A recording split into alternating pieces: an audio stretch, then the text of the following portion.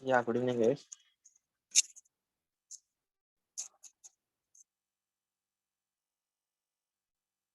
I don't know why very few guys are attending the sessions. Though I hope remaining guys are listening the recorded sessions. I'm believing on you guys. So at the end, I'll test your performance. At the time, if you are not capable to answer for my questions, then I'll see. See, I have your 6 credits in my hand. I remember. Okay. If you follow the recorded session, that could be okay. Hmm? But please try to build your career. It is the time to build your career. Even though situations are not good outside and you are having enough time in your hands, like there is no academics going on mostly, I think, and you will be having enough time to build your career. So it might not be a Python. You can go with any programming language, like learn at least one programming language like C, Java, or Python. After that, start doing coding practice. Use the standard platforms like Hacker Rank, Hacker Earth kind of platforms, and at least try to solve at least two coding questions every day, so that you'll become very sharp. See, at the end of the day, everyone will learn, but those who learn priorly, those who learn in the starting time, they'll have good career compared to everyone.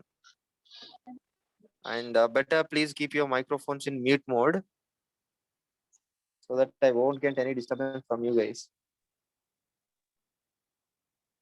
B161473, keep your microphone in mute mode.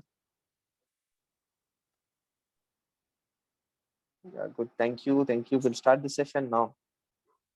Please be serious with your preparation, not with only my classes.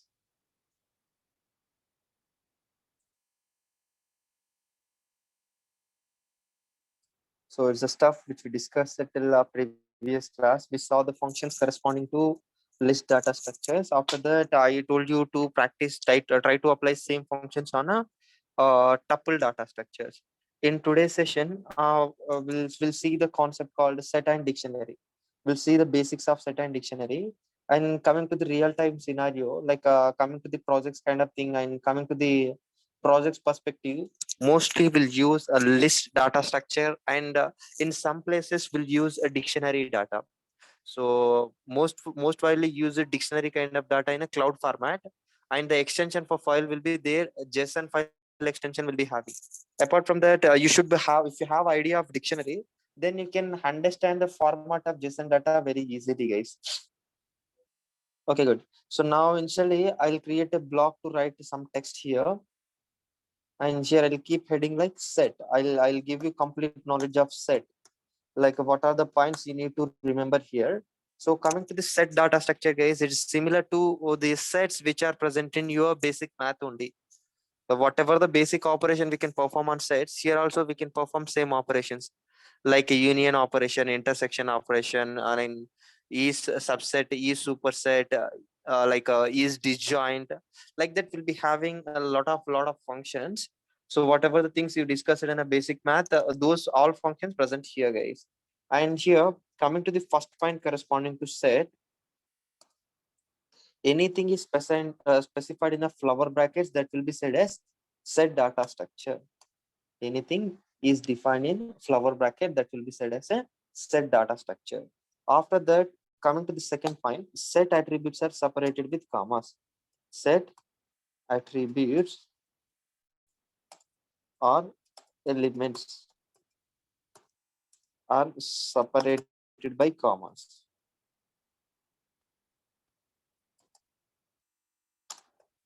And coming to the next point, these are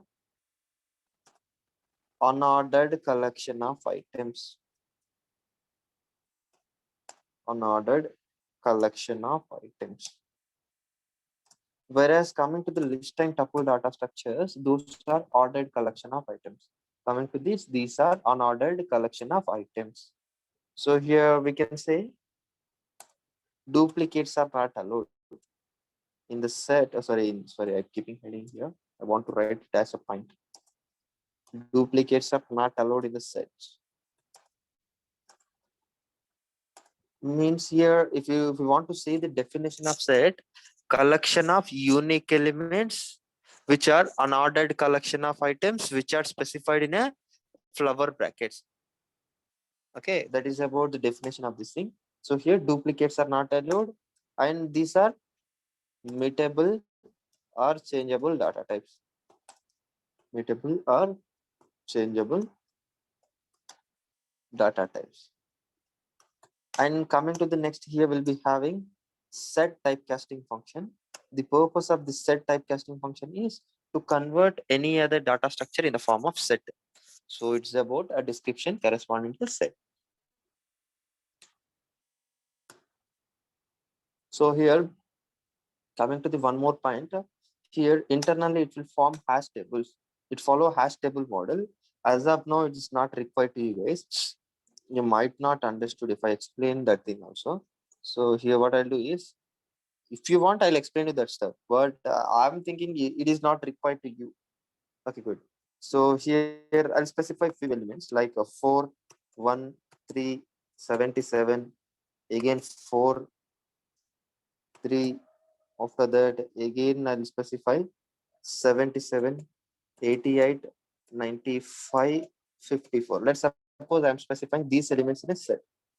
So after specifying these elements in a set, so here it is asking me to connect without GPU. Yes, I'll connect without GPU only.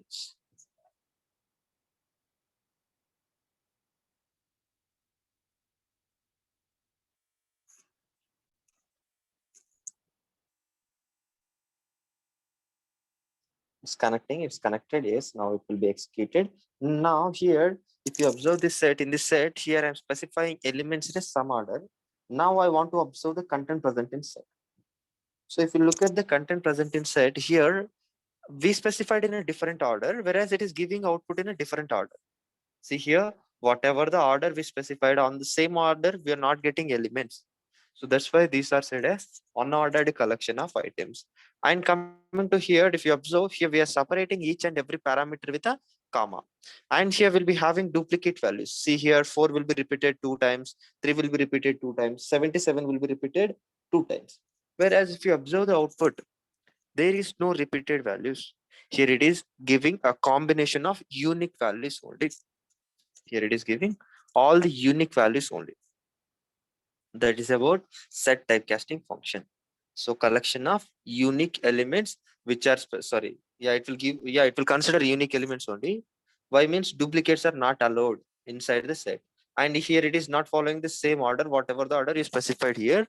That's why these are said as unordered collection of items. And these are mutable or changeable data types. Now I want to add one element in the set. So for that we'll be having add function. So coming to this add function, by using this add function, we can add any element in it. Now, if you observe the output of set, now in this set, this element will be added, but it is not added at the end of the set. It will be added in between. So here, based on a hash table structure, it might come anywhere in the set. Okay. Now here, now what I'll do is, yeah. So see, it is similar to append function in a list. Here, in place of append, we'll be having add function. So in place of extend function, here we'll be having update function. The purpose of update function is to update one set with another set. To update one set with another set, we'll be having update method. Now I'm running this portion. Now I want to observe the content present in set. If you observe the content of set, these elements will be added up in the set. So here it is about updating one set with another set. And here it is about adding single element. It is about updating one set with another set. Now here we'll be having discard method, guys. The purpose of discard method is to discard any value from a set. Now from this set, I want to remove 33, or else I want to remove 4. So whenever you want to remove 4, you can specify that value here. Now if you observe the content of set, there is no more 4 present in the set. Now again, what I'll do is I want to specify the value which is not present in the set in this discard method, guys. So here I'll specify 4 again. Actually 4 is not there. So if it is not there, it won't throw any error. That is the advantage of discard method. In place of discard method, we can use remove method also. Whereas if you use remove method, if you specify the value which is not present in the set, it will give you a key error. So it's giving key error. Let's suppose in the remove method, if you specify the value which is present in a set, it will remove that specific value. Let's suppose I want to remove 77 from it.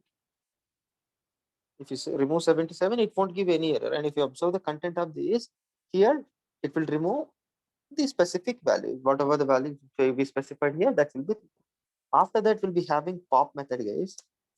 So if you go to the pop method, yeah, so here by default, it will remove the value. So it will remove the value which is present at last index. We discussed this thing in a list data structure. Whereas coming to this pop method, here it will remove the element which is present in a first location in a hash table.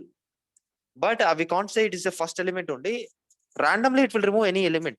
So based on a hash table, whatever the element present at a starting location, it will remove that. Let's suppose now I want to observe content present in set. So here it is the content. Now I'll say is that pop of 1. We'll see what happens. If you say is that pop of 1, so it's giving an error. Why it is giving pop takes no arguments, 1 given. So here on the sets here for the pop method, we should not specify any indexes. Okay, that is about pop method in the set. It is a different method compared to that set. Okay, and here if you want to know the more functions present in a set, I'm clicking on shift tab.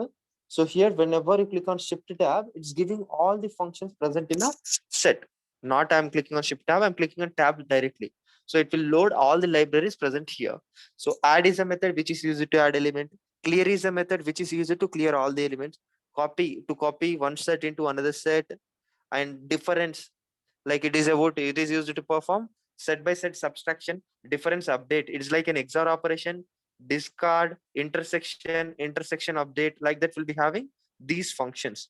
These are the functions which are present in a sets, guys. If you want to go through each and every function, you can try on your own.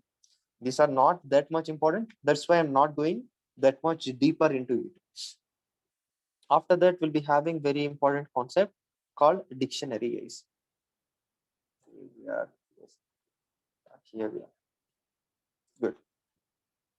So here I'll keep heading like a dictionary.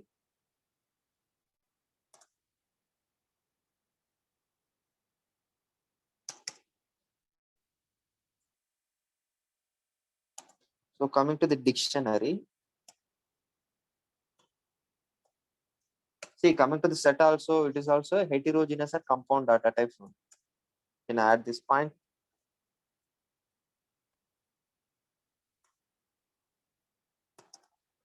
Or compound heterogeneous or compound data types only. So coming to the next concept, we'll be having dictionaries. So coming to the dictionaries, first point will be anything is specified in a flower bracket. Again, it is also defined in a flower brackets only, but will be having little bit different. Like directly we are separating set attributes with the commas. Whereas coming to this dictionary attributes, here the parameter structure will be different. So coming to this set here, second point is will have values. So here we'll be having key value pairs. Key value pairs are present. And coming to the structure of the dictionary here, keys and values. Keys and values are separated with colons. Keys and values are separated with colon. And coming to the next thing, key and value pairs. Key and value pairs were separated with comma. I'll show you the syntax. I'll write syntax here. Separated with commas. These are heterogeneous or compound data types, and we can modify the internal content present in the set. We can able to modify the internal content present in the set, sorry, dictionary. That's why these are said as mutable or changeable data types. And coming to the next point here, If you want to create any other data structure in the form of dictionary, here we'll be having dict typecasting function. So here dict is a typecasting function which is used to convert any data structure in the form of dictionary. And here we'll see the syntax of dictionary. Syntax, if we go through the syntax of dictionary, we need to specify flower brackets. In this flower brackets, first we need to specify key. After that, colon, we need to specify the value corresponding to this. After that, here key and value pairs. This pair is separated with colon. After that, here key value pair will be separated with, here I'm saying key 2 colon value 2, comma, here key 3 colon value 3, so on dash, etc. So based on your requirement, you can specify any number of key value pairs in the dictionary, guys. It's about the syntax of dictionary. Now to make you familiar with it, I'll create a dictionary and I'll perform few operations on it so that you'll get a more knowledge on it. Okay. So if you're familiar with the syntax, guys, you can do anything, not only in this language, whatever the language it might be. See, by looking at the programming language, you should not afraid. Like if you're afraid, if you feel tense, you won't actually anything. With the programming, you unable to do anything. Okay. So if you want to do something, you should have confidence. With the confidence only, you can do anything. Okay. There is no one get a built-in knowledge to do programming. Okay. With the experience, with the practice only, everyone get everything. And remember, some people will be very cautious. Like they'll remember each and every instruction. So they need to become an expert in the programming. For that, what they will do is they'll by heart everything. They'll remember everything. But that is not a way to do programming. You should be good at logic level. You should do understand the you need to understand the logic. After understanding the logic, you need to proceed further. Like what you need to do is, initially, let's suppose your friend got an answer. At that time, what you need to do is, you should not copy his code. Initially, you need to go through his code. You need to understand that code. Based on that, you need to think for some time. And based on your idea, your knowledge, either you can write it on your own, or you can modify the code which is done by your friend. Then you will get good knowledge on programming. If you follow others codes, there is no use of learning all this stuff. See, if you have 10 to 50 questions, then you can easily by heart the questions.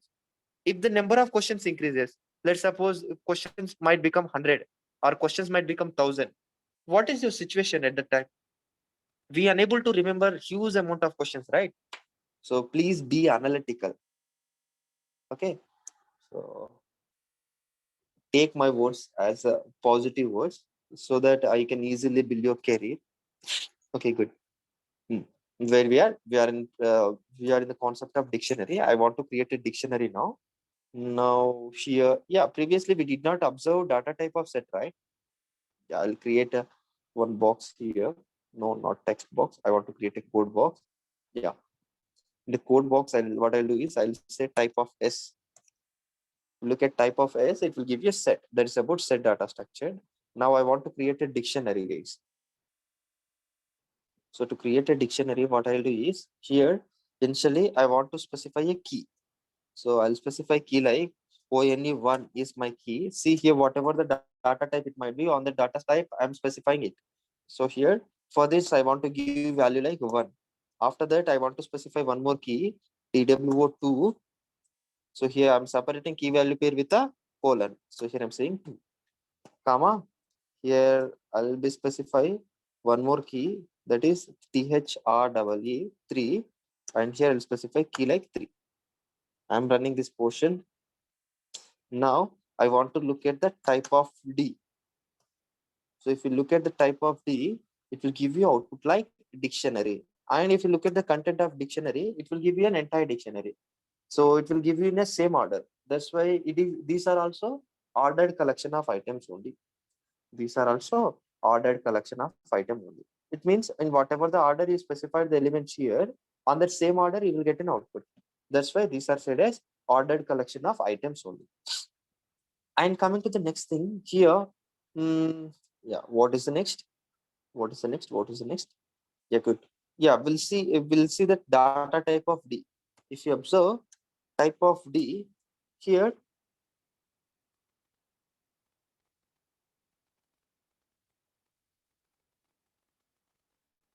so here you can see the data type as dictionary. Here you can see data type as dictionary. After that, from this dictionary, if you want to access all the keys, we'll be having keys function. So keys is the function which is used to access all the keys present in a dictionary. So if you observe this dictionary, here we'll be having three keys, 1, 2, 3. So here, whenever you call keys function, it is giving all the keys present in a dictionary. Similarly, we'll be having values function to access all the values present in a dictionary. Similarly, we'll be having d dot dictionary dot items function. So the purpose of this items function is to get output in the form of list of tuples. To get entire dictionary values in the form of list of tuples, here we need to take help of items function. After this, here now what I want to do is I want to add key value pair in the dictionary. Before that, we need to understand how to perform slicing from the dictionary. So whenever you want to perform slicing in a dictionary, you need to specify dictionary of, here you need to specify key. So in this way, you can access a value corresponding to any key. So here now I want to access the content present with the key number 3, key name 3. So if you access this thing, it will give the value corresponding to that key. Whereas if this key is not present, it will throw you a key error. Let's suppose here if I specify 4, with the 4 there is no key present in a dictionary, it will give you a key error. So here we got a key error. It means this key is not found in the dictionary. If it is not there, it will give you a key error. Okay. Similarly, now what I want to do is I want to add key value pair. So I want to add key 4 with the value 4. Now it is about adding key value pair in the dictionary. Now if you look at the dictionary, here dictionary will be updated with a one more key value pair. So here this key value pair will be added in the dictionary. Okay, see here how it is adding means based on alphabetical order of the keys, it is adding in a dictionary. Okay, don't be get afraid, like it should be come at the end only, right? Why it is coming top? So it is coming based on alphabetical order of the keys.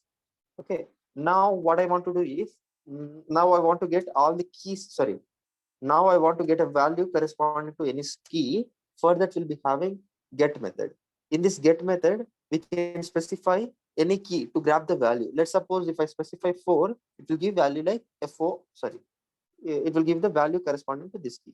Now here what I'll do is I'll specify a key which is not present in this dictionary. Let's suppose if we say 5, and here I want to specify value 5. So whenever I specify this here, sorry, yeah, here what I'll do is I'll specify 100. To make you familiar with it, I'll specify 100. If you specify 100, so what it is giving? It's giving 100. See guys, coming to the purpose of this get method, it will give the value which is corresponding to the key. If this key is not present, it won't throw any error. If you specify any default value, if the key is not present, if you want to return any default value, you can specify the default value here. Whatever the value you specify here, that value you will get in an output. That's about this get function. Okay, it's about dictionary methods. After that, we'll be having update method also. The purpose of this update method is to update one dictionary with another dictionary. Now I'll say dictionary like 5 colon. So I'll change key value pairs, like I'll specify like keys like an integers and values like a strings. We can specify in a different ways. That is our wish. There is no restriction on key value pairs. Like all things should belongs to same data type. We're not having that kind of requirement. Now what I'm doing is, sorry, here I want to specify this thing in a dictionary, right? Yeah, we need to specify this thing in a dictionary. Good, perfect. Perfect. I'm updating one dictionary with another dictionary. After this, if you observe the content of dictionary, it will be updated. These new key value pairs will be added up. So here, whenever you want to update one dictionary with another dictionary, you can update easily by using update function. After that, here we'll be having, yeah, if you want to remove any key value pair from the dictionary, here we'll be having delete keyword. In this delete keyword, you can specify dictionary of that specific key. Let's suppose I want to remove key 5 from a dictionary. Now, if you observe the content of dictionary, this D of 5 will be removed. This will be removed from the dictionary. In this way, you can remove any key value pair from the dictionary. Simply, if you specify the key means, by default, it will remove the value also. It will remove that complete key value pair. After that, we'll be having clear method, which is used to clear entire dictionary. It's about dictionary function. Okay, it's about functions present in a dictionary. Now here again, I'll come back to the loops concept. Here again, I'll come back to the loops concept. Coming to this loops concept, here we stopped at the for loop concept, right? And again, I'll come back to this for loop concept only. Before that, we'll see how to create list dynamically.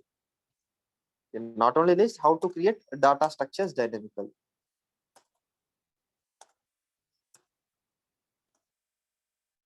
Yes, dynamically means by giving values manually. How can we add elements manually in any data structure? For that, the first way, so we'll see different approaches. So first approach, so here I'm keeping heading like approach 1. So coming to this approach 1, sir, where we will use dictionary data structures. Yeah, good question. Very good question. So in a real-time scenario, most of the times we need to store data in the form of tables. Like if you want to store a data in the form of tables, let's suppose in a one company, we might be coming to the list. The major problem is every time if you want to access any value, we need to remember the indexes. Let's suppose if you have one company, you need to store your entire employees data at one list. And if you want to store all the employees salaries in one more list, and next if you want to store their promotions in a one more list. So for that, what we need to do is, if you create a list, we need to create 3 lists, and we will be having different indexes for each and every value. Whereas if we want to store this entire data, we can use compound data type like dictionary. So by specifying key name like employee ID, so at the time we can give all the employee ID numbers are their names. After that, employee salary. By creating key with the employee salary, we can create one entire list. Like that, to make a data structure very easily, to store all the data at the same location, we can use dictionary. It is a one use case. It is not only the use case. And coming to the one more data, one more advantage is, whenever you want to store the data in a cloud, mostly whenever you want to store the data in the form of cloud, at the time we'll use dictionary data structure widely. And coming to the most of the cases, 70% of cases will use a list data structure only. Whereas after that, mostly will use a second data structure is dictionary data structure. Why means it is an advantageous data structure compared to all the data structures. See here, by using key, we can easily access the value, right? It's an advantage of this thing. So we won't get any confusion like which value we are accessing. We won't have that confusion. Good. So coming to this, how to create data structure dynamically. First way is by using evaluate function. First way is evaluate function. Now here what I'll do is, here we'll be having input function, right? We'll be having different typecasting function. And before this, I'll explain you evaluate function. The purpose of this evaluate function is to evaluate any mathematical expression. To evaluate any mathematical expression, mostly we'll use evaluate function. So in this evaluate function, we can specify any mathematical expression to evaluate. So here I'm specifying 6 plus 4 minus 1. So whenever you specify some values in it, this expression will be evaluated and it will give the output. That is the purpose of this evaluate method. Now, see here, in this evaluate method, whatever the expression you want to evaluate, we need to specify that expression in a quotations. We need to specify that expression in a quotations. Now, what I want to do is, yeah, good. Here now what I want to do is, good. Now here what I'll do is, yeah, good. Now here I want to take one user defined input like A. So input is a function which is used to take user defined input. So here in this, I'm writing description like enter anything. So it's not that much important. Like these comments won't play any role in it, but for user understandability purpose, while displaying these things before entering the value, I'm writing that statement. So here for this input function, I'm applying evaluate function. So by default, input function, whatever the user defined input it will be entered, that will be considered in the form of string. And for that string, I'm applying evaluate function. Now what I'll do is I'll specify some value like 4.5. After this, I want to observe data type of A. I want to observe data type of A. So if you observe data type of A, it is giving float. Similarly, now again I'll execute this portion. Now here what I'll do is, yeah, I'll enter something like yeah, what I'll do here. Good. I'll enter no, I'll enter one list, guys. 1 comma 2 comma 3. I'm closing it. Now I want to observe data type of this. So here it is giving list. So here from this we can understand, by applying evaluate typecasting function, you can create any data structure dynamically. Here you can enter tuple, here you can enter a list, here you can enter like a dictionary, whatever the thing you want, you can enter that thing in this bracket, so that it will be considered as that data type directly. Okay. Yeah, I'll conclude here itself for today. Tomorrow we'll continue for longer session, guys. So thank you. Yeah, if you have any queries, you can ask me now.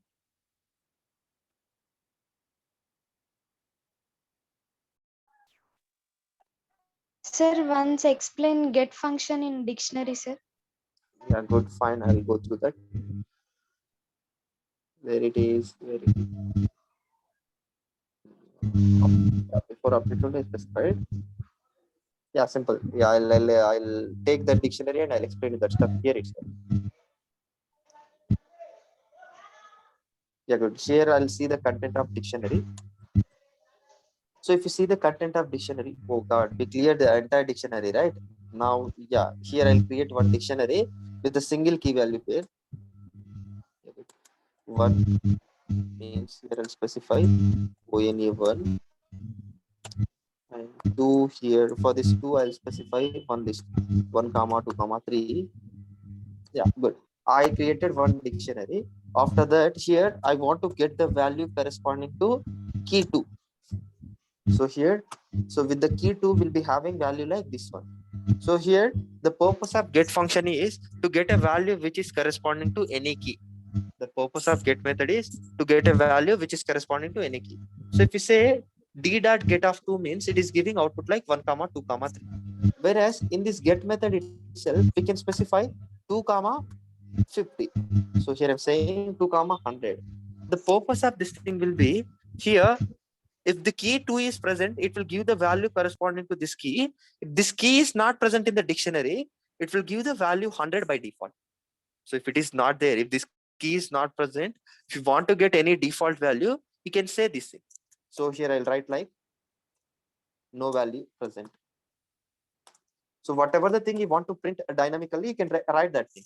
So here in this case, with the key 2 will be having key in this dictionary. That's why it is giving value corresponding to this one. Now what I'll do is, I'll copy the same thing. Now here, what I'll do is I'll replace the key. Now here I'll say 3. So if you say d dot get of 3, here it is giving output like no value present. It's giving output like no value present. So it means if this key is not present, it will give this default value as an output. That is about get method, guys. Sir, if we won't mention any default value. So by default, it won't give anything. So here, it will return none. It will return none. It won't give anything in an output. Okay, thank you, sir. Okay, done. Perfect. Any more questions? Sir, can we use list methods to set in dictionary? Yes, we can use. It's a compound data structure. It's a hybrid data structure. I explained you example also that thing only, right? So here, see, for the keys, we can specify different list. We can specify Dictionary also again as a key and values. We can specify any data type, any data type as a value corresponding to any key. And we'll see how to create two lists in the form of dictionary. Yeah, good. Now here I will be having 1, 2, 3. After that, here I'll specify, one more. I'll create one tuple with the different values. Here I'll specify 5, 6, 7. Let us assume we will be having these two things. Now I want to create a dictionary with these two data structures. So here we'll be having, here I'll create one string also to make you familiar with the zip method. Here I'll specify my name as a string. Okay. So after this, now what I'll do is I'll say zip of L comma T comma S. So here zip is a method which is used to compress the values which are presented same indexes, guys. It's a method which is used to compress the characters which are presented same indexes, and it will create list of tuple. If you run this thing, it will give you an object. It's giving an address. Means it is not a unique data type. That's why it is giving an address where this value is stored. Now what I will do is I will apply list typecasting function to it to apply the to observe the data. Here I'm applying list typecasting function to it. So if you observe, guys, perfectly or keenly to it. So here in the first tuple you are getting 15y. Sorry, here we are getting 1533. What's happening here? Some mistake is there. I need to, see here. String is a different thing, right? S is a different thing. Here we need to specify y, right? Yeah, good, perfect. Now it's perfect. So now if you observe this thing, in the zip function, I am specifying L comma T comma Y. So whenever you say L comma T comma Y, so it will first, for the first iteration, it will access the first indexed character corresponding to these three data structures. In the list, at the 0th index, will be having 1. In this, at the 0th index, will be having 5. In this, in the 0th index, will be having Y. 1 comma 5 comma 5. We got in a first tuple. In the second tuple, we'll got second indexed value. We'll get a second indexed value. 26A. 26A. Coming to the next, 37K.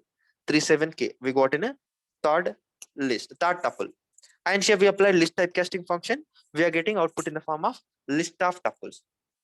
Now, see here, if you observe this thing, in this will be having more values. Remember, guys, whenever you apply zip function, it will consider minimum length having data structure. It will consider minimum length having data structure. Based on minimum length having data structure, it will create a list. Based on minimum length having data structure, it will perform this packing. It will perform packing. Now what I'll do is I'll apply zip function on a list comma tuple. List of zip of, or else I'll apply this zip function on set comma, string comma, we stored string in y, right? Y comma T. So if you observe output of y comma T, here in the y comma T will be having this one as an output. 5 comma 5 and a comma 6, here k comma 7. Here it is our nested list. Now what I want to do is I want to convert this nested list in the form of dictionary. For that, simply we can apply dict typecasting function to it, guys. By applying dict typecasting function, we can convert this thing in the form of dictionary so that you can get a dictionary. Okay. So with this, I'll conclude for today. In tomorrow's session, I'll explain you very briefly like how to use all these data structures in the how to use for loop on the data structures, how to create this data structure dynamically. I'll explain you that concept very briefly. So thank you. With this, I'm concluding for today.